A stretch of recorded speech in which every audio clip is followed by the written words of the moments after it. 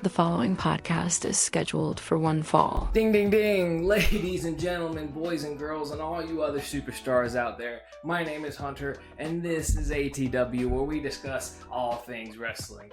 Apologies for the delay and the setbacks we've had. It's been a couple weeks since we've brought to you a new episode, but we're back now. We're back with the heat. We got a lot of things to cover. All right, we've got an upcoming pay-per-view in Perth, Australia for Crown Jewel that we got to make some predictions for. I'm gonna give you my top 10 favorite wrestling managers of all time as we get into this, and I'm introducing a new segment in this week's episode. That's right. I'm not gonna tell you what it is now. You're just gonna have to wait and see what it is. But before we get into all of that, we gotta discuss what's going on with WWE's creative. I mean, this is. I don't know what they're doing right now, and it seems like the rest of the wrestling fandom out there doesn't know either. You can find all of this and more right here on the Cut and Loose Network. We cutting loose, loose, loose, loose, loose, loose. Oh, it's been a couple of weeks, man. It's been a couple of weeks that we've been able to actually upload a decent episode on here. So my apologies again for that, everyone. I've had multiple issues with this house. You might not be able to tell the lighting's a little different. My lights don't work in this room where I used to record. So usually I have a ceiling fan with some lights up here because I don't have any set lights. But usually I have my ceiling fan up here. It's got some nice white lights in it. But the whole fan just stopped working, and it's the electrical within it that's messed up, and I don't own this house, so I'm not doing the electrical work to fix it, so I'm waiting on my landlord to actually come and fix it. So right now, I've jury-rigged this whole room. I've got like streaming, like, RGB, like, tape lights taped to the wall and the ceiling to create some white light. And I've got a lamp that was in my kitchen over here in the corner, posted up in the corner. And I've got a box light on top of my monitor, creating as much artificial light as I can because I'm shooting this at 10:30 at night because I'm a degenerate. I'm a stand-up comedian who doesn't do anything but work 40 hours a week and then tell shitty jokes on stage for 5 minutes. But that's neither here nor there. Being that and getting busy season at work just gave us some setbacks. But we're here now. We're bringing the heat. We're gonna make some more consistent episodes, and I'm excited to be here. I'm excited for that. I'm also excited. No wrestling apparel right now, but I've got my Tigers hat on. 2-2 in the playoffs against the Mariners. Hopefully, by the time this gets uploaded, they have won and advanced to the divisional round. Hopefully, it's probably not looking that way, knowing the Tigers' luck, but a guy can dream, man. A guy can dream. So. Then again, this is ATW. We discuss all things wrestling, and there's a lot to discuss about wrestling right now, and unfortunately, it's not a lot of good stuff. The current product is not good, to say the least. It's been in a creative slump for several months now, probably the whole 2025 year, which we've been kind of spoiled for the past couple of years, especially with WrestleMania 40's build up and WrestleMania 39's build up, and ever since kind of Vince McMahon saw a departure with TKO and Endeavor and the WWE, and we saw more creative leadership from Triple H, we all thought we were heading in a more flourishing creative direction, and we were. We were getting some great storylines. We were getting some great creative. But that all seems to have sort of died down this year. And WWE Creative is at a very, very low peak right now. I'm not sure if I'd say it's worse than the 2018-2019 slump, but where we had matches like Backlash 2018, that was 2018, where Samoa Joe and Roman Reigns were booed out of the main event, and I don't know if we're there yet, but we're not far off. It's not very not a good position right now. In fact, we're in such a poor state of creative right now that the fandom and fans everywhere have developed a Fire Triple H movement.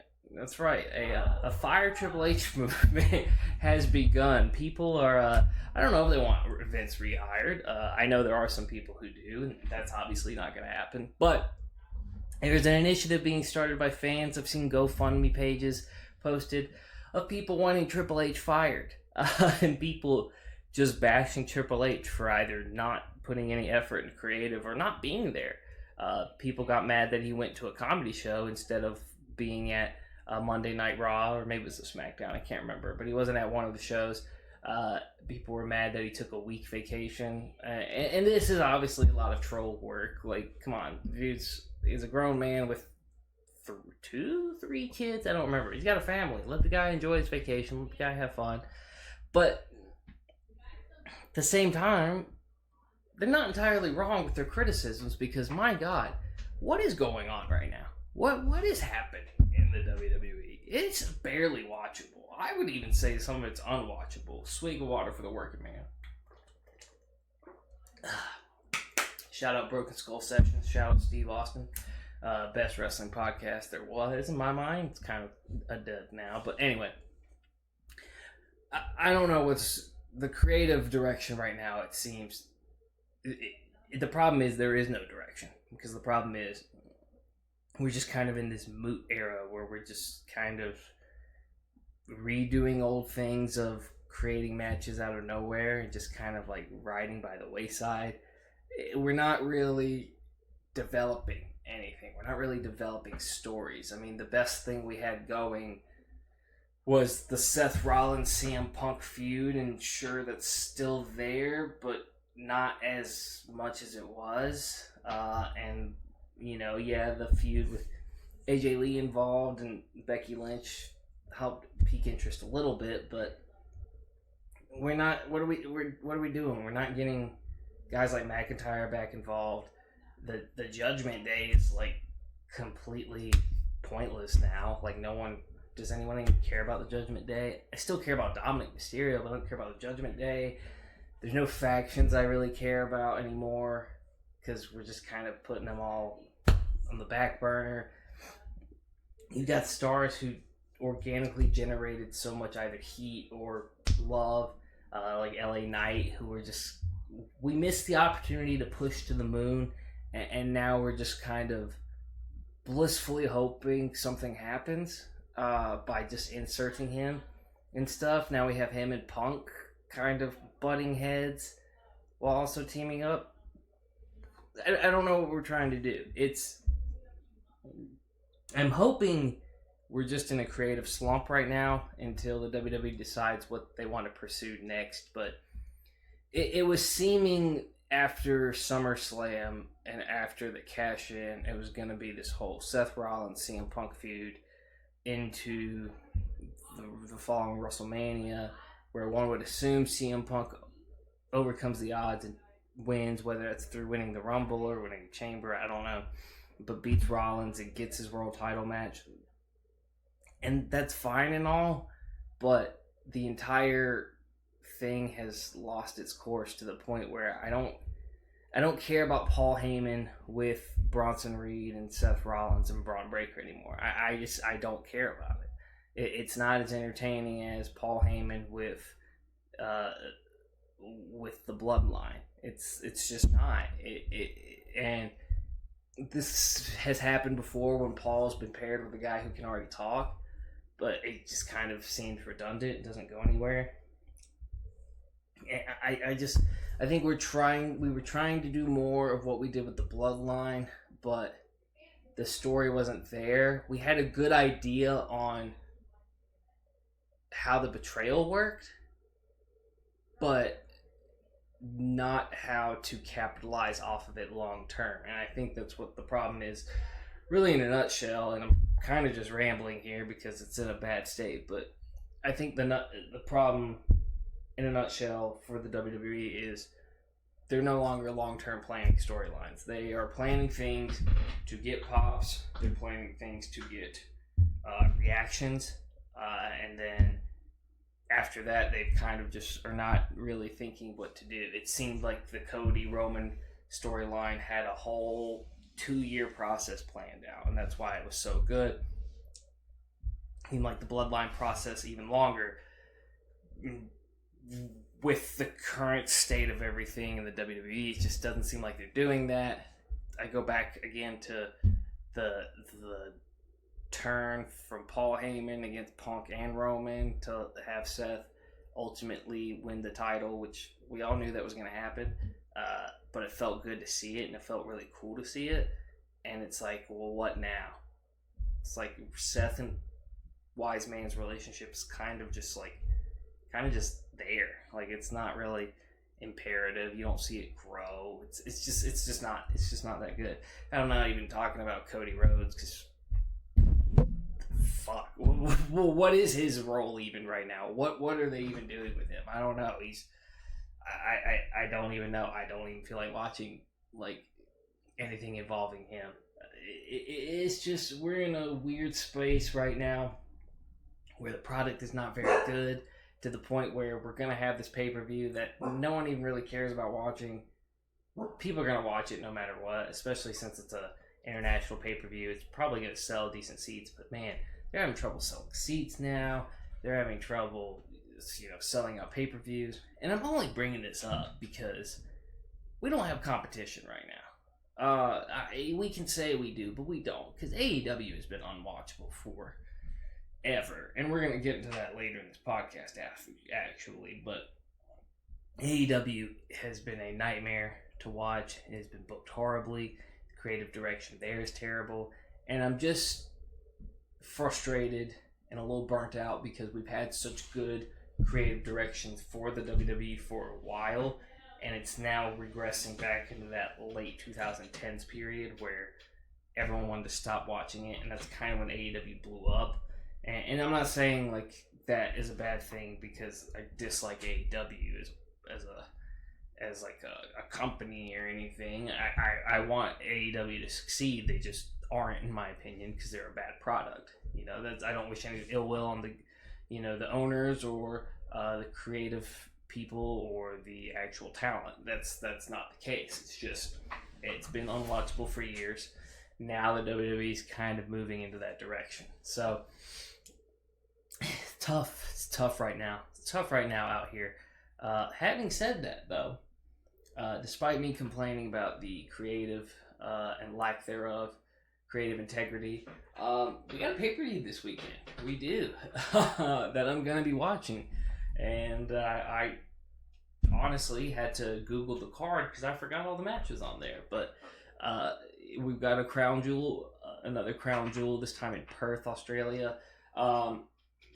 Not Saudi Arabia this time, because they're doing a comedy festival there. So, no, I'm kidding. Well, they are doing a comedy festival there, but that's neither here nor there. We're doing a Australian pay-per-view again. Those seem to be doing pretty successful. This is Crown Jewel, and to be honest, again, I had to look up these matches because I did not know any of these were happening. Oh, by the way, and this is one of the matches on the card, so we'll go ahead and talk about this. But before I give you my predictions, but probably the biggest tragedy in all of this creative decline of the WWE has been what they've done with John Cena. The John Cena storyline, in terms of his heel turn and the retirement tour, it's been nothing short of a disappointment. And I'm not saying that that's not a fault of John's. John didn't do anything wrong. John was just working with what he was told, and a lot of people were like, wish the matches were better. It's like, John's almost 50. He never was a particularly excellent in-ring worker to begin with. He's not going to put on 5-star classics now at his age, so that's kind of unrealistic to think of. But we started this whole thing where we made him heel because The Rock told him to, and The Rock and Travis Scott told him to for some reason, and then all of a sudden the title match happens and it's kind of a boring match at WrestleMania, and then Travis Scott shows up, there's no Rock. It seemed like the whole point was he was The Rock's lackey and The Rock was going to help him, and then he would kind of, maybe they'd work something in, like a fourth wall type thing where it's seen as like an Endeavor, shareholder, and he's doing it so The Rock can earn his because of how much stake The Rock has in Endeavor and kind of controls in WWE. But it just seems like they just ignored all of that. And then it seemed like that was the plan for what they were going to do, and then The Rock just didn't. And then they kind of were just falling at the wayside, trying to think of ways to make heel Cena believable. And, I mean, heel Cena was... It was okay. It was okay. Like, the promos were fine. You know, heel Cena was whiny, and he wasn't giving the crowd what they wanted. And that's kind of, in a way, effective, because the best way for a heel to be a heel is by generating actual heat. And the best way to generate actual heat is not give the crowd what they want. And that's what Cena was doing. But it was short-lasted. I mean, his heel run lasted like 3 months before he turned babyface and lost the title. And we knew the heel turn was just fan service. Like, we knew that's what it was. We knew it was just to appease the fans and let us have a heel John Cena. But, oh my God, the way it was actually implemented, the way it was done, it was nothing short of a failure. And I think The Rock's involvement was part of the reason, and maybe that's why WWE is in such a creative decline, because The Rock does have so much control through Endeavor. And it's like, who's actually interfering here? Is The Rock? We've heard rumors of him and Triple H feuding in recent years. Is The Rock expressing more creative control in here than Triple H? You could maybe theorize that, but not really, because The Rock's too busy doing movie stuff. Like, does he even care that much about it? But it is also kind of The Rock's fault that the Cena heel turn played out the way it did, and then he just didn't get involved in it. And it's a myriad of possible things that could be the explanation of why is it this bad. But I just think the Cena storyline is a perfect example, to the point where we just have him immediately start getting squashed by Brock Lesnar, and then we're having a match with him and AJ Styles, which is great because I love AJ Styles, and I think the two need to have one more match because they put on some bangers, but there's no build up, and they both have expressed that they're acknowledging on television there's no build up, because WWE hasn't bothered making a build up for their biggest star's retirement tour, and then they're both going to Twitter about it. They're both saying it in their promos. They're both calling out Triple H directly. It's just weird. It's just weird. And I know, like, some people could be like, that's a work, but I don't know. I think it could be like a work shoot. Like, yes, they might be being told, like, you know, say this because Triple H, but also the product's just bad. And Triple H is ultimately the one responsible for that. But that's my little spiel right now. That's my little tangent. Hopefully that gives enough content to why we've been off for 3 weeks. Because on top of everything else I've had to do in my life, this stuff has been pretty unwatchable. But take a short break real quick. When we come back, do some predictions for Crown Jewel. Won't take long because it's not a big card, and I don't think they're going to be that wild of predictions, so we'll be right back. We're going to take a short break for an ad read. On the call, we got Minor League Baseball Hall of Famer Gordon Butterfield to tell us what just happened. Gordon Butterfield, take it away for us. Oh, what just happened? What just happened is brought to you by True Laundry Detergent. It's a locally owned company, and these fellas live in the neighborhood. They're saving you money. There's 101 loads in one bag. They got laundry detergent and fabric softener. They've even got dry sheets for you. Got sensitive skin, they've got the free and clear. No fragrances, no dyes, no additives. Or if you don't like liquids, they've even got the detergent sheets.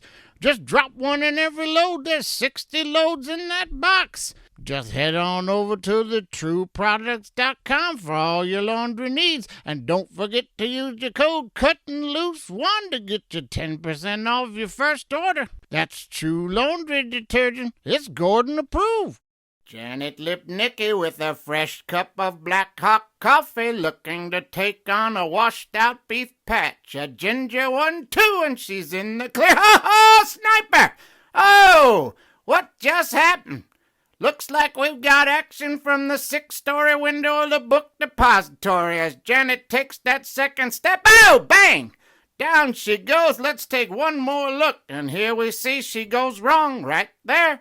She's simply uncoordinated and bang! Her face in the sand quicker than an ostrich. Oh, that's gotta hurt. Somebody put some chalk around that coffee. Black Hawk down. Oh, what just happened? All right, let's get these predictions done because I don't want to think about this pay-per-view any longer. I'll do a brief review in the next episode, but I'm not predicting much. Most of these international pay-per-views don't turn out to be that great typically. So far, I've only got 5 matches on this card, and I think I feel like all of them are just going to be predictable. We'll just go from bottom to top or top to bottom because I don't know the order, but I'm assuming the title match is going to be the main event. So we got Roman Reigns versus Bronson Reed in an Australian street fight.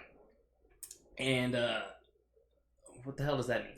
What does it mean? Why is it Australian? Just because we're in Australia? Why is it Australian street fight? Why isn't it just a street fight? Why isn't it just a no DQ? Why isn't it just an Extreme Rules? Why isn't it a Falls Count Anywhere? I don't know. We're creating a whole new match name because we're in Australia. I think Roman Reigns wins this. I mean, Bronson Reed could, but it seems to me that maybe not so much in Australia. I know Saudi Arabia would do, but Australia may be a little different. But when they do the crown jewels in Saudi Arabia, it always seems like the baby faces win, like in an alarmingly higher rate than any of the heels. So that's why I'm kind of leaning towards Bronson Reed winning this. But, Roman Reigns winning this. It could go either way, I guess. This one could. I just like Roman Reigns in this, and I feel like they're not going to bury Roman Reigns in international territory. Unless there's some interference, but I feel like if any match would be interference, it'd be the latter one that involves one of Heyman's lackeys. So I got Roman Reigns at this one. I think it's a pretty easy one to guess. And pop filter fell down. Come on, buddy. There you go. He's a little blue chew. We're not sponsored, but man, one day. Next up, we got Rhea Ripley and Io Sky versus the Kabuki Warriors, Asuka and Kairi Sane. This one, it could go either way. I don't think it will. I think Rhea and Io will take the dub here. I think, first off, it's Australia. I don't think they're going to have Rhea lose in Australia. It's not like Punk losing in Cincinnati or Chicago. It's a little different when you're in a different country that's across water. It's not like Brett losing in Montreal. Yeah, I think Rhea and Io take this. The Rhea and Io have more heat behind them right now. They have more push. I don't really think the Kabuki Warriors need this, but maybe they would. I don't know. Rhea and Io have amazing chemistry together, both when facing each other and working as a tag team. So I like the idea of Rhea and Io Sky winning. So that's what I'm going with. Next up, we have the aforementioned in the previous segment, the match I'm kind of upset about. John Cena and AJ Styles. We have Cena and Styles in this match. Just a normal match, no build up, nothing really. They just decided they were going to have a match, and I'm pretty sure I would think Cena's going to win this. This isn't his retirement match. He's not going out. He doesn't need to go out on his back for this one. I don't know. Like, it's weird because it's not his retirement match, so he doesn't need to go out on his back. But at the same time, he doesn't really need the win, but he kind of does because he just got squashed by Lesnar and lost to Cody Rhodes. So he kind of does need the dub, but it's like, why make AJ lose if AJ's still here? But who knows when AJ's going to retire? That could be around the corner. AJ is doing stuff with TNA, so maybe he doesn't need to. I don't know. But I would think John Cena is going to win this. We've had John Cena take the dub over AJ multiple times. Obviously, AJ has beaten him, but Cena has beaten him more times. I feel like they'll just, with the way the creative is right now, kind of just default back to big match John and just have John win this. And boom, bam, everyone in Australia is happy. So I'm going to go John Cena on that one. We got Stephanie Vaquer and Tiffany Stratton for the Women's Crown Jewel Championship. Which I wonder if this is going to be like the Crown Jewel Royal Rumble Championship belt that Braun Strowman won and then never was brought up ever again. So I don't know. I don't know the point of fighting for an international championship, but I'm gonna say Stephanie wins this. Stephanie's got more push behind her right now. Tiffany doesn't need the win. Stephanie, I think a loss for Stephanie hurts her more than a win for Tiffany would her. So I think Stephanie winning this makes the most sense. It's also weird because I don't know. I don't think these Crown Jewel pay-per-views really affect anyone that much, so I might be looking too much into it, but I do think Stephanie Vaquer takes the win here. And then lastly, at least at the moment, we have Cody Rhodes versus Seth Rollins for the male Crown Jewel Championship. You didn't see that one coming. I don't know what to think of this one, guys. I would say it makes sense for Cody Rhodes to win. I think I'm going to lean towards Seth Rollins just because of the whole wise man Paul Heyman telling him, hey, if Cody wins or if Seth doesn't win, I might need to rethink, choosing my new champion, blah, blah, blah. Maybe there's some interference. I don't know. Then again, though, I could just see Cody winning clean. Now, I think there's going to be some interference that causes Seth to win. I think that'll be the one heel victory of the night. I don't think...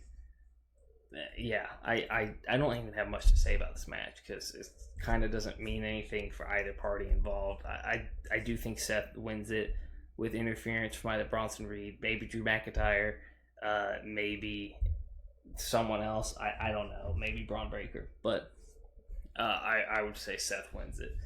That's all the matches the card has right now, and that's my prediction right now. So there you have it. Those are my predictions for Crown Jewel in Perth, Australia this year. Not a pay-per-view I'm like super excited to watch. I mean, I'm gonna watch it anyway. Hopefully some of the matches are good. Hell, I mean, AJ Styles can make watching paint dry entertaining, so hopefully that match is at least good. But we'll see, man. We'll see. That was in a very long segment, but we're gonna take a quick break again before we introduce our next segment. And it's going to be a new one, so it's going to be fun. I'll see you guys shortly.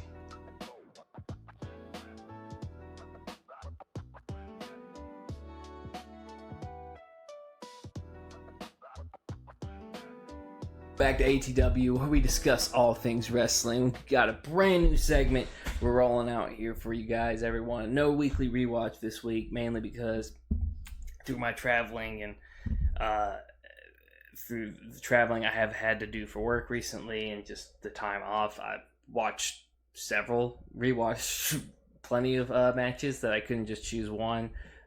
So we'll return to the weekly rewatch in the next episode. But I wanted to introduce a new segment due to something I watched recently that just wanted to give me an excuse to talk about it on the podcast. So ladies and gentlemen, introducing a brand new segment, we have the Botch of the Week.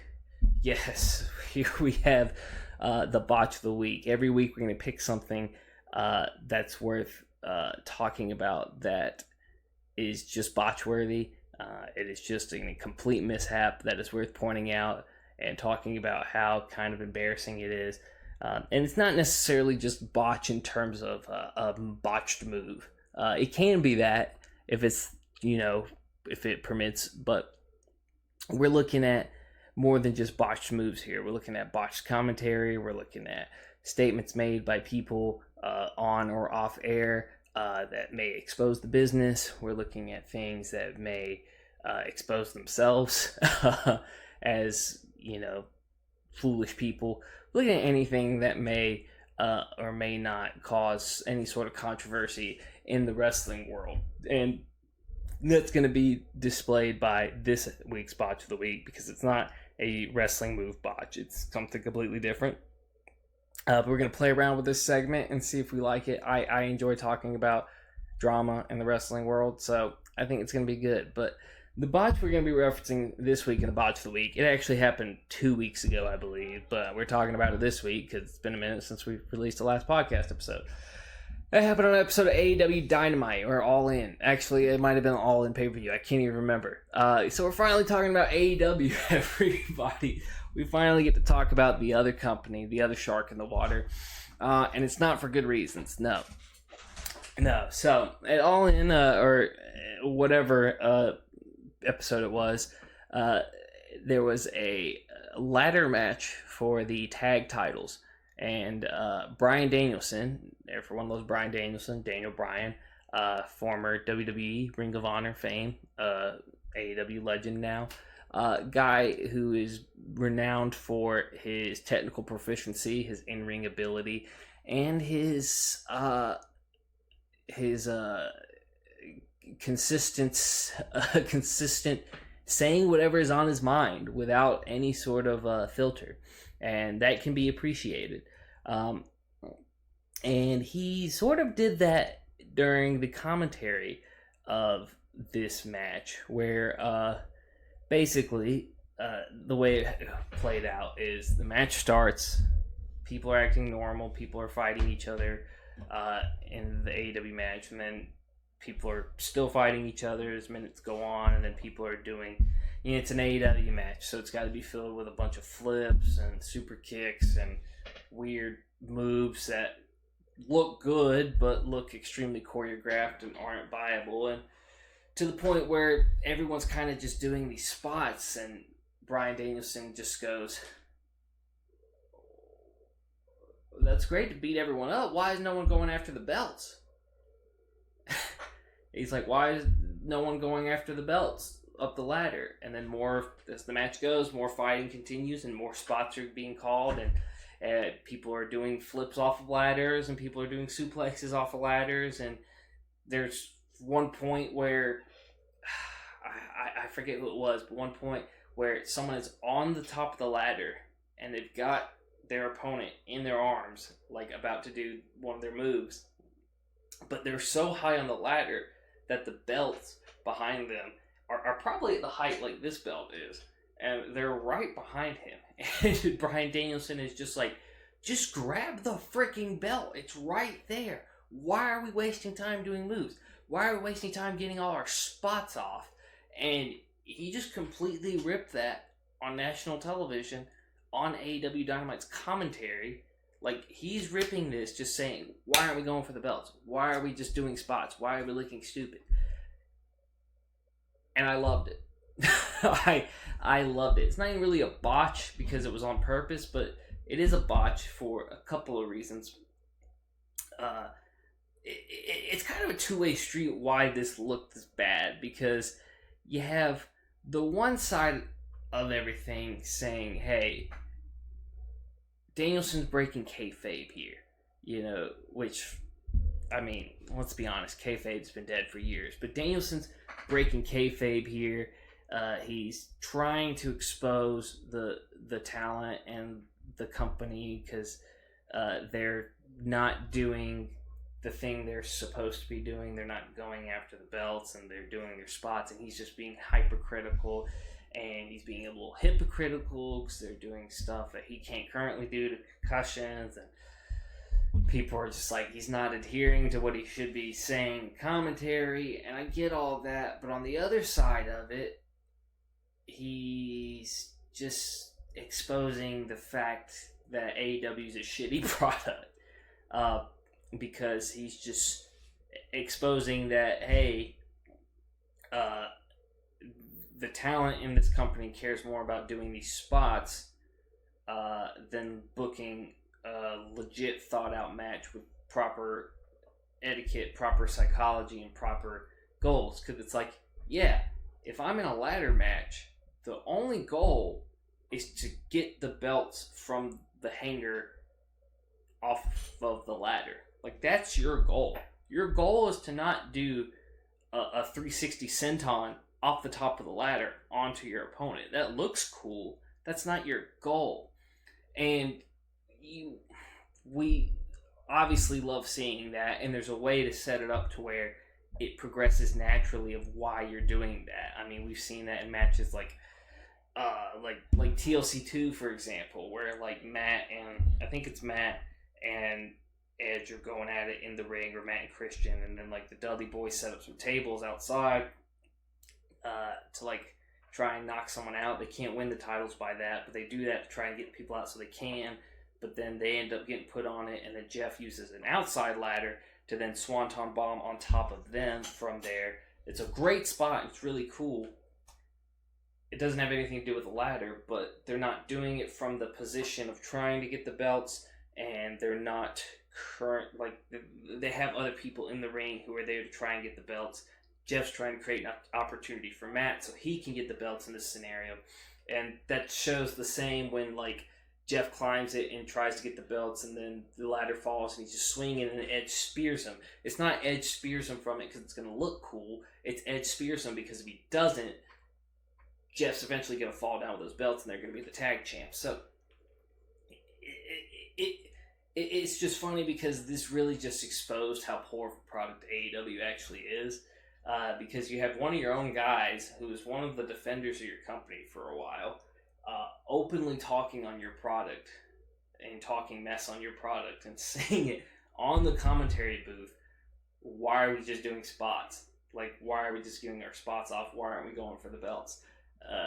And it's like, okay, as a company, you shouldn't be allowing someone to say that, especially that many times. It's one thing if he does it once, and he didn't even do it in like a Jim Ross style way where it's like, well, by God, they're gonna kill themselves. They should just be going for the belts or something like that. You know, he's repeated it multiple times about how they are just are so fixated on doing these cool moves and like flippy shit that they're not going for the belts. They're not doing their job. As like a booker, you probably shouldn't be okay with one of your main talents saying that, but at the same time, you should listen to your main talent saying that and realize, hey, we kind of look stupid. The way we set up matches, it doesn't work, and that's the problem with AEW, and that's why I picked this to be in the botch of the week, because it's like Bryan Danielson, I should say, kind of exposed AEW for what it is. It's a company that doesn't think about what they do. They just think about how it's going to look. And, you know, I want to watch good wrestling as much as the next guy, but come on. Like, we're so fixated on how these moves look and how many of them we're going to get and how many star ratings Dave Meltzer's going to give us that we put on these hour-and-a-half long matches that aren't even fun to watch and don't make sense because no one's actually going for the ladder. Like, I don't even remember the time step of the first time someone went for a title belt, but it was probably after the 10-minute mark, and it's like, you guys are waiting 10 minutes to go for the title? That's the whole point of this match? What are we doing? So, that's why I had to talk about this in the botch for the week, because it was just so funny to see that one of AEW's own staunch defenders, especially someone who's kind of a WWE hater now, is just actively talking trash about the booking and the in-ring work and what's being done here in AEW. And they're saying the things that AEW critics like myself have been saying for years, that they don't have any psychology. There's no in-ring psychology. They're not fixated on how the match works. They're not fixated on how to create a convincing match. They're just trying to choreograph a smooth and flawless match. Wrestling isn't supposed to be flawless.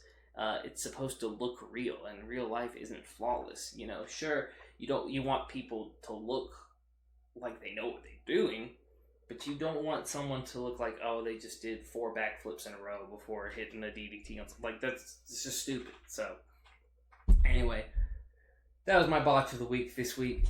Next week's botch of the week probably won't be as lengthy. If anything, it'll probably just be a botched move someone did, and I just felt like shitting on them for it because I feel like criticizing them from the comfort of my desk when they're an athlete who will accomplish way more than I will in my life. So, all right. One more short break. When we come back, we're going to do this week's top 10. I got a good one this week, so stay tuned.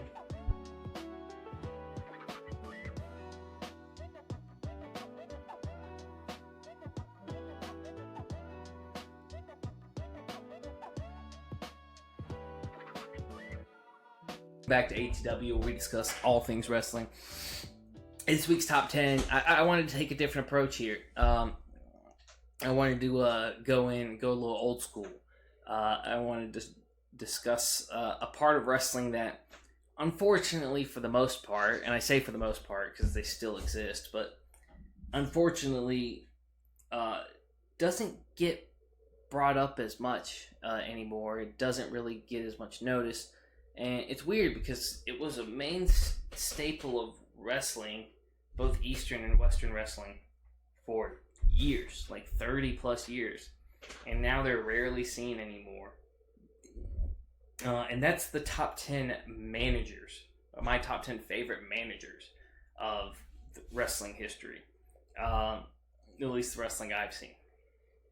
And I think the art of the wrestling manager has kind of died. Like, obviously, there's still some, like Paul Heyman, but Paul Heyman isn't, like he was with Lesnar, but even with, like, Roman Reigns and, the Bloodline, he wasn't even really a manager. He's part of the faction. He's kind of like their China, but could talk, but not he's kind of just there. So, I think the art of the manager is something that I would like to see brought back more. I do think Paul Heyman, like the way Paul is used and has been historically used, is great. Something I would like to see brought back more, especially for wrestlers who are just great in the ring, but they cannot talk, and they will never be able to talk. And that's not a bad thing if you find someone to pair them with. The recent example I think of is, again, that was a faction, so it's a little different, but I think of MVP being paired with Bobby Lashley. Because Bobby Lashley, 10 out of 10 look, 10 out of 10 in-ring performance, like 2 out of 10 promo skill. Like, you say your name is Finley and you love to fight. I say your name is Finley and you're a bastard. Top 10 promo of all time right there. No, Bobby Lashley can't talk for shit, but MVP can. It's like MVP can't work anymore, but you put two together, boom, magic happened. The Hurt Business happened. One of the best factions in the past 5, well, I guess that was around COVID time, 5 years, 10 years even, is created. So, I do think the art of the manager is lost, and I do think it's something I would like to see return to better utilize workers who can work but can't necessarily talk. But that's enough rambling. Let's get these rankings done, man. We're not going to spend too much time on them because if you don't know who these people are, my friend, you're missing out on a lot. Coming in at number 10. All right. And objectively speaking, this guy is probably more than number 10, but I'm 26 years old. I'm a Gen Zer. I've watched a lot of wrestling. I've watched a lot of older wrestling. This guy was around way before my time.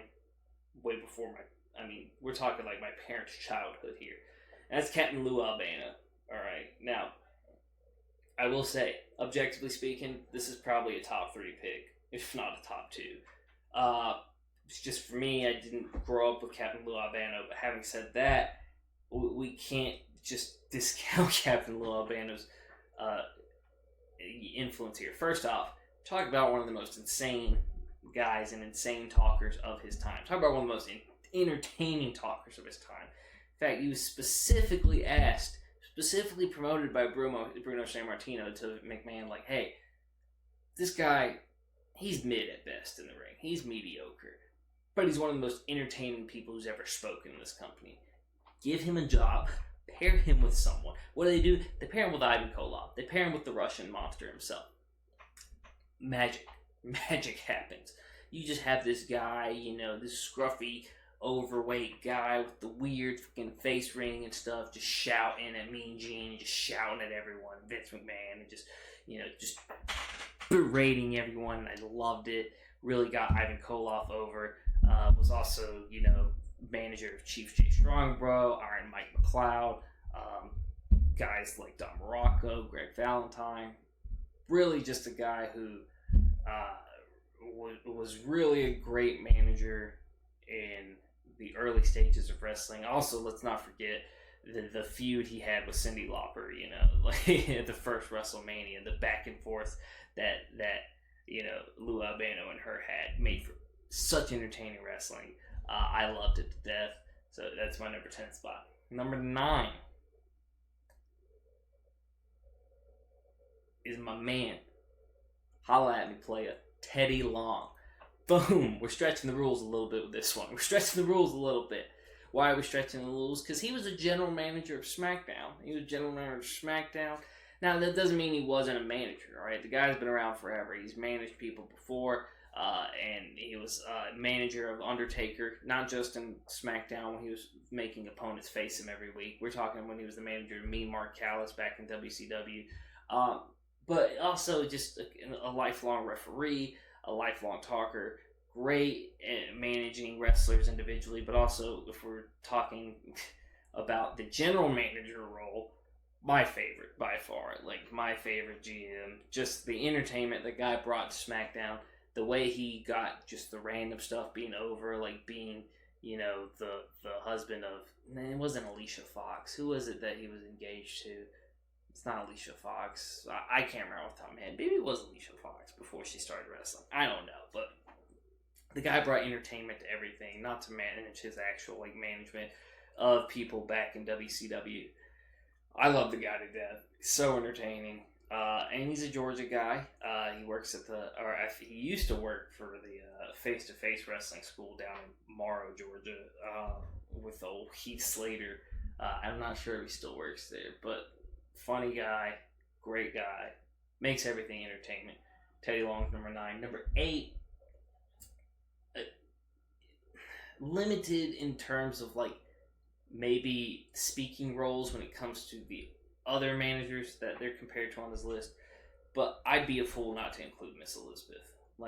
Miss Elizabeth, one of the most iconic management figures ever.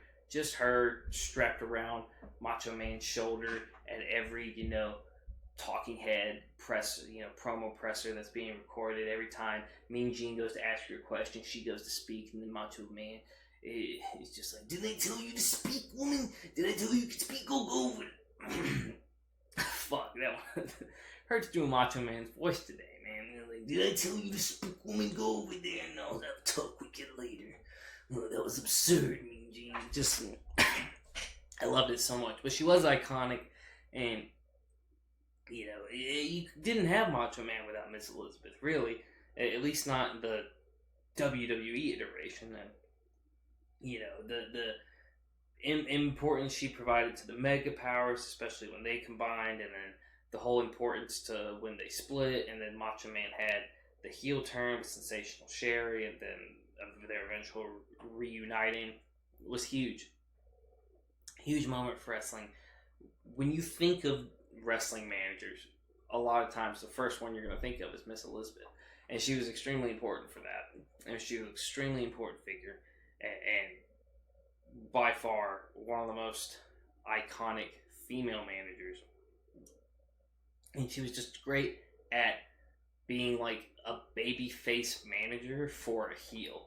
That was one of the interesting things, because most managers are paired with heel characters, and Mach, for a large part was a heel, but he also had some face runs there. He was always a dick to Elizabeth, but it was always interesting because Elizabeth wasn't. She was always just this nice, wholesome, just sweetheart that you wanted to cheer for, and she's paired with the most disrespectful, misogynist husband ever, and it was just funny, and it just made for joy. So Miss Elizabeth, she's my number 8. Coming in number 7, it's my man, Mr. Fuji.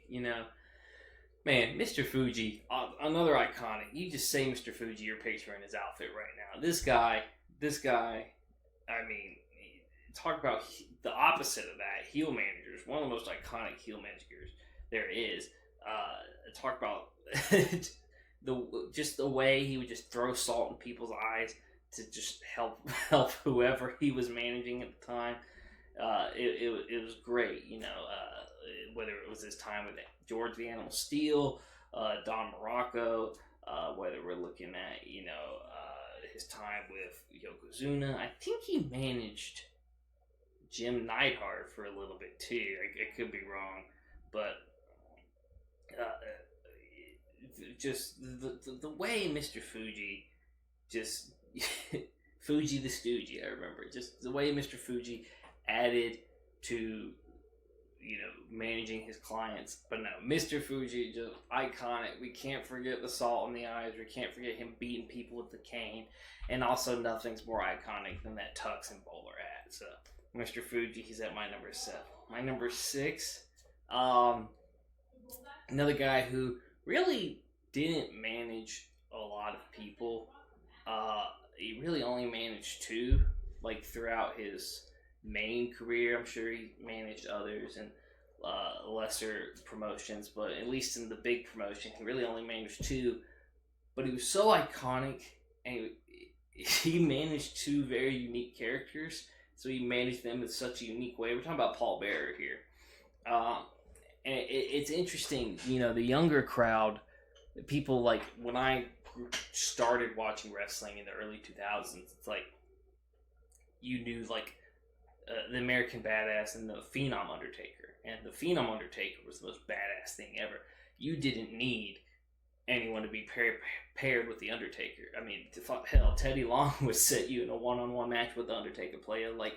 That was the worst thing you wanted on a Friday Night SmackDown, alright? But no one really appreciated the Undertaker. It's weird because you watched him when I was a kid and it's just this is figure, but then you're well, how did he get there? And he really couldn't have achieved what he achieved without Paul Bearer, without the creepy, macabre, just falsetto voice behind Paul Bearer, and just his constant, slow speaking and just haunting vibrato of just making the Undertaker seem like this larger-than-life character and this larger-than-life phenom, almost demon-like presence that will attack you. And it worked. And he added to the scare factor of everything, which was so important for the Undertaker. And he was also one that kind of worked in both ways, because the Undertaker was originally a heel, but he and Paul got so over that they had to make Taker a baby face, and I just love everything that Paul Bearer did. He's such a great manager.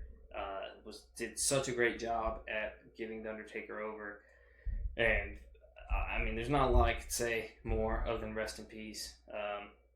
Rest in peace to most of these people. Most of them are unfortunately passed because, again, management is kind of an olden thing. But I do say Paul Bearer, my number 6. Coming in number 5, ladies and gentlemen, my name is Paul Heyman. That's right, Paul Heyman. As it was mentioned before, we don't need to talk about Paul too much, but it's Paul Heyman. It's Paul E. Heyman. You paired the guy with Brock Lesnar. The guy, you think of Paul Heyman, you think of Brock Lesnar. And obviously there's other Paul Heyman guys. There's Roman Reigns. I mean, the entire Bloodline storyline, that 3-year storyline or whatever it was, saved Roman Reigns' career. And that's largely due to Paul Heyman. Obviously, Roman could talk, and when we made heel Roman, it made for better promos with heel Roman. But it really needed Paul being associated with Roman and turning Roman heel and helping him get over to help Roman get himself over. And you've seen that with everyone. I mean, look at when Lesnar returned and Paul came back to work with Lesnar. Even with guys who can talk, like Punk. Paul and Punk were great together. And Paul's the one guy who's keeping the manager role alive. And that's why I really appreciate Paul Heyman.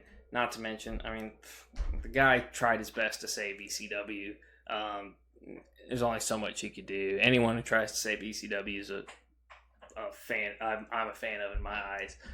When he's shitting on JBL when he's drunk in the stands at ECW One Night Stand, it's great. But gotta love Paul Heyman, man. He is truly a dying breed. So that's my number 5 spot. Coming to number 4, getting to the nitty gritty here. I think this guy's underrated. I think a lot of people would put him higher as a manager. And maybe he should be, because he probably wrestled more than he managed. But I don't care. I love this guy to death. And that's the $1 Million Man, Ted DiBiase. Look, I know his managerial run was kind of short-lived, but we can't overlook how entertaining the $1 Million Corporation stable was, and all the people he managed in that. Guys like Bam Bam Bigelow, Nikolai Volkov, King Kong Bundy, Psycho Sid, Tatanka, the 1-2-3 Kid. I don't know. I mean, I think Ted's always just been so great on the mic. He was kind of born from the managerial role after he stopped wrestling. Not to mention, the guy also was responsible for Steve Austin's incorporation into the WWE. You know, as what was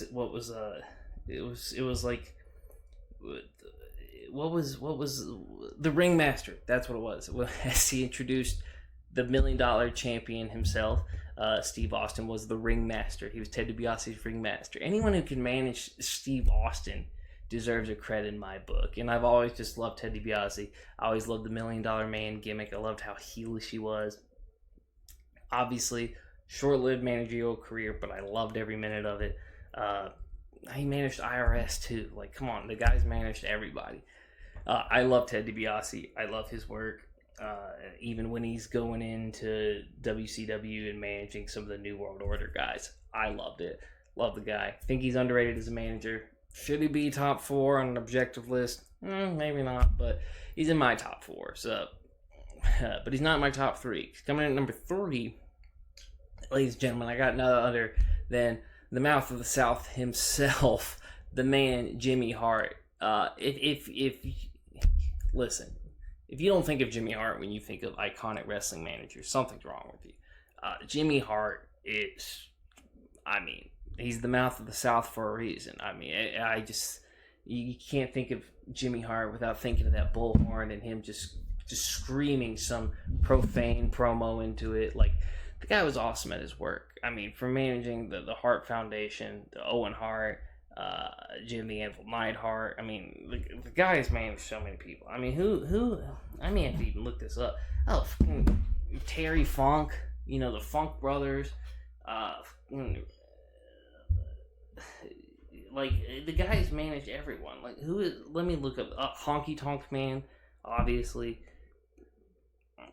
Brutus the Barber Beefcake. Like, well, that's also, he received a haircut from him, but I think there was some brings there. But let's not also forget all the funny stuff he did too, like the haircut from Brutus the Barber Beefcake, the push-up challenge versus Ultimate Warrior. If we're gonna talk about one of the funniest managers, you can't think past Jimmy Hart. Like, the mouth of the South, Jimmy Hart probably might be the funniest manager of all time. Dino Bravo after Frenchie Martin. The guy has been like, just he's managed so many people, you forget all the people he managed. Like, the guy managed the Mountie. Remember the Mountie, the Canadian, basically like cop wrestler. Like, the guy managed the Mountie. The guy's managed everybody. I mean, and he has been managing for years. He's still managing people. I don't know where, some weird promotion, but he's still managing people. So, Jimmy Hart, man, one of the most entertaining guys on the mic, one of the most entertaining managers. Love that guy to death. And then we got our number 2 spot here. Number 2 is very interesting because number 2 probably should be number 1. Number 2, if we're being honest, he's objectively the best manager in wrestling history. I personally like someone a little more, but it's Bobby the Brain Heenan. It's Bobby Heenan. Bobby Heenan is, without a doubt, the best wrestling manager to ever exist. He's also one of the most entertaining commentators the WWE has ever had. But I mean, he was so entertaining. They were gonna make him manage Jesse Ventura, Jesse the Body Ventura. Do you know how great you have to be on the mic to manage Jesse Ventura, another guy who is amazing on the mic? Instead, that was the intention. Obviously, he never did. They set him up with Big John Studd instead. But he through the Heenan family, he managed so many greats, like Paul Orndorff. The guy managed Buddy Rose, King Kong Bundy, Andre the Giant. The guy managed Andre the Giant. Rick Rude. The guy managed Rick Rude, another guy who could talk for himself, but it didn't matter, And this guy was the ultimate heel manager. He managed off I can't remember what they may have not had a unique name, but Tully Blanchard, Arn Anderson from the Four Horsemen managed them. Mr. Perfect. Hell, the dude even managed the Red Rooster, I think, which was whatever, but he managed the Red Rooster. Managed Haku and Tama. He managed the Islanders. This guy has done everything. Bobby Heenan has done it all, but he did it all because he was great. He was great at it. He was so great. He was called the Brain because about the absolute trickery this guy had in ways to screw over his clients' opponents.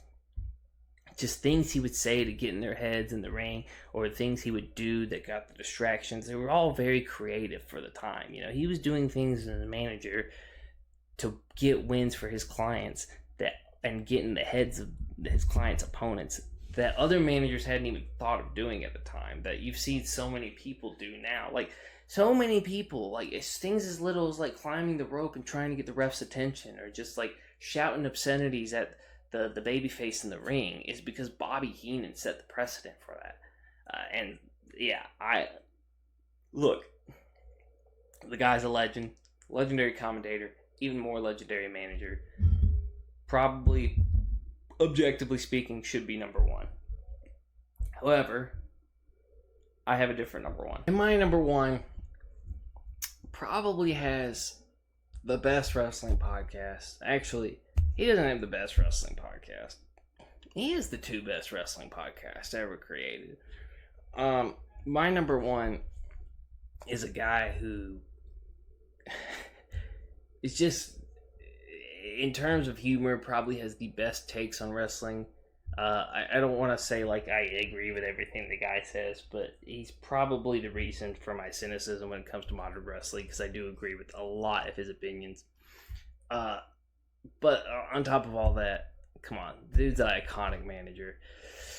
It's James E. Cornette, Mr. Jim Cornette himself. I love me some corny, man. I love me some Jim Cornette. I love the Midnight Express. I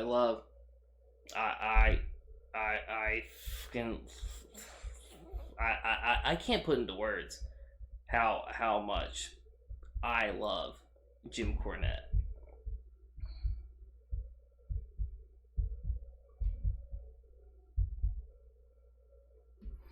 I mean, just as far as, his management goes, it's just an extensive list.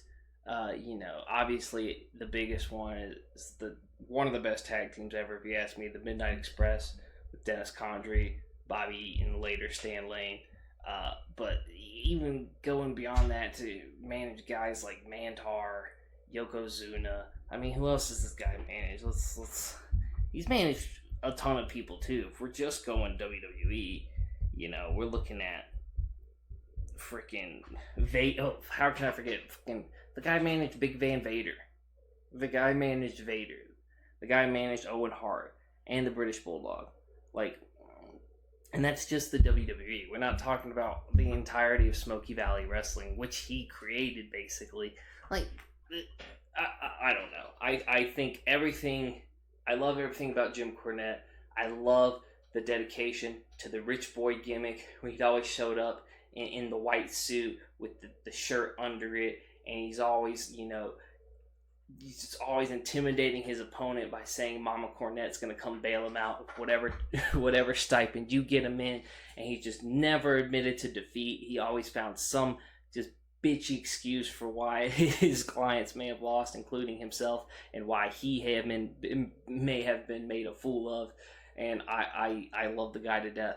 I love his dedication to being a heel manager, just never admitting defeat, always finding some cowardly way to excuse something or out of something. And that's what the great managers do. I mean, Bobby Heenan did it a lot too. The greatest managers always act like cowards. That's why they're so good. That's why they're always paired with heels. But I love me some James E. Cornette, man. Jim Cornette, best wrestling manager if you ask me. Just the entire look of it with the tennis racket, and people just hated him, man. People hated Corny. And I mean, his work with like Terry Funk and even Dory Funk. The guy is just amazing. And the guy still is one of the most intelligent people when it comes to wrestling, in terms of wrestling knowledge, but also just takes on wrestling. I love the guy. I'd wish to see him make he's older now, but if he could do like a little mini managerial return for somebody, that'd be great. But yeah, so well, that was my top 10 Wrest's favorite managers, everyone. And with that, we conclude another episode of ATW. Thank you all for joining, guys. Shouldn't be too much longer until the next one, but should have another episode for you guys up next week, because we got to review what happens at this Perth Crown Jewel, and who knows, maybe we'll have some botches there. Maybe we'll have some botches. Don't know what my top 10 next week's going to be. We'll think of one. Maybe we'll do a top 5 if I have trouble thinking of one, because I do like to ramble on the things a lot. But if I have less entries, maybe the ramblings will be more concise. Who knows? But that's going to do it for this episode, everyone. And if you want to stay notified on all things wrestling, make sure to subscribe to the channel. Hit that notification bell, and after the 1, 2, 3, you'll stay up to date on all things cut loose. Till next time, I'm Hunter Meach, and I'll see you all on the next one.